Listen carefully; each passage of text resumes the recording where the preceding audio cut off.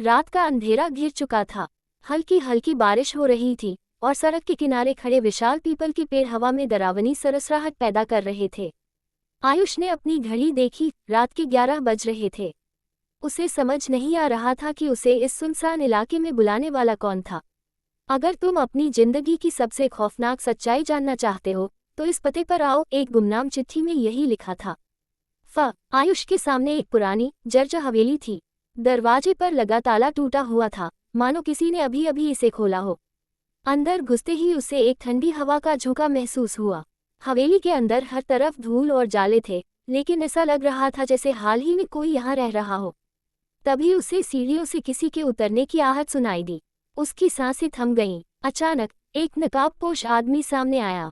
उसकी आवाज गूंजती हुई थी, तुम्हें नहीं आना चाहिए था, आयुष। आयुष चौंक गया। तुम कौन हो? मुझे यहाँ क्यों बुलाया? नकाबपोश ने एक पुरानी तस्वीर उसकी ओर बढ़ाई। तस्वीर में एक युवक था, बिल्कुल आयुष जैसा दिखने वाला। ये कौन है? आयुष ने पूछा। ये तुम हो, लेकिन पिछले जन्म में। नकाबपोश बोला। आयुष को झटका लगा। तभी नकाबपोश ने एक किताब निकाली जिसके पन्ने पीले और जले हुए थे।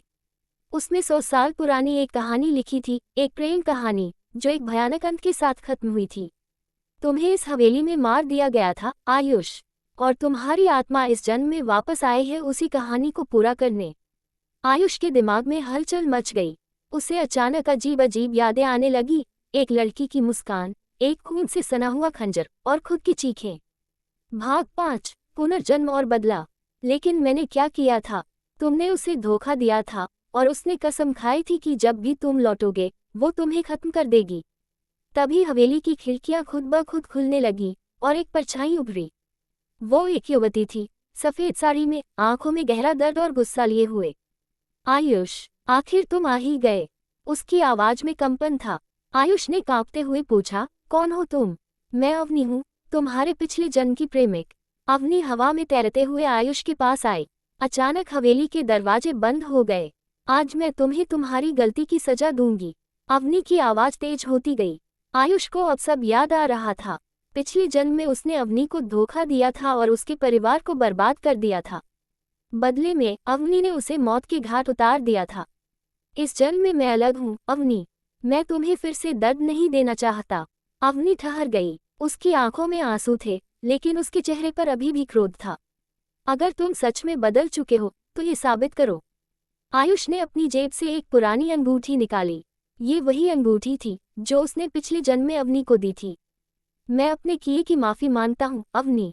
अगर तुम्हें बदला लेना है तो लो, लेकिन इस बार मैं तुम्हें धोखा नहीं दूंगा।